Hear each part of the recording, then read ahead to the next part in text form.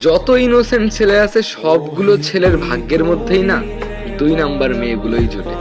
এই জিনিসটা মিলিয়ে দেখবেন, যেই ছেলেটা মেয়েটার সামনে চোখ তুলেও কথা বলতে পারে না, ভয় ভয় করে চলে, মেয়েরা সামন দিয়ে আসলে রাস্তার এক কর্নার দিয়ে হাঁটে, যেসব ছেলেরা ইনোসেন্ট ঠিক সেই সব ছেলেদের কপালেই না 2 নাম্বারই থার্ড ক্লাস মেয়েরাই জোটে।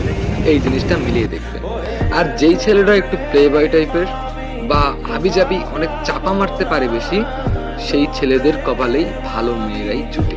সেই ছেলেদেরকেই ভালো ভালো মেয়েরা মন থেকে বিশ্বাস করে, মন থেকে ভালোবেসে ফেলে। একটা সময় পর এই ছেলেটাই ওই মেয়েদেরকে ধোকা দিয়ে চলে যায় কিংবা ছেড়ে চলে যায়। আর এইদিকে দেখুন, এই ইনোসেন্ট ছেলেটা যেই মেয়েটাকে ভালোবাসলো, যেই মেয়েটার জায়গায় অন্য কাউকে বসায়নি, হ্যাঁ সেই মেয়েটাই বেটার অপশন পেয়ে এই ছেলেটাকেই ছেড়ে চলে গেল।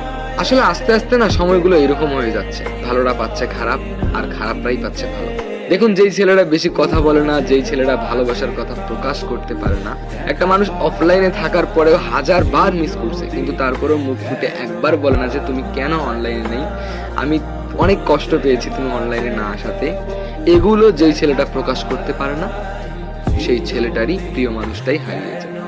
আর যেই ছেলেরা অনেক ন্যাকামি করে কথা বলতে পারে, মন মজিয়ে কথা বলতে পারে, হ্যাঁ সেই ছেলেগুলোই না ধোকা দিয়েই চলে যায়। ইনোসেন্ট ছেলেদের কপালে জোটে থার্ড ক্লাস মেয়ে, আর যেসব মেয়েরা ভদ্র সেসব মেয়েরাই পড়ে যায় প্লে বয় টাইপের ছেলেদের পাল্লায়। সেই জন্য না এত বিচ্ছেদের গল্প। আসলে আমরা কোনো না কোনো ভাবে ভুল মানুষের হাতেই পড়ে যাই।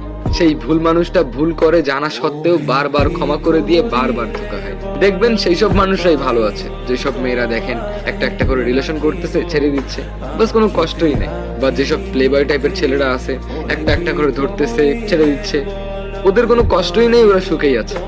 বরঞ্চ কষ্ট পাচ্ছে তারাই যারা প্রকৃত একজনকেই ভালোবাসে।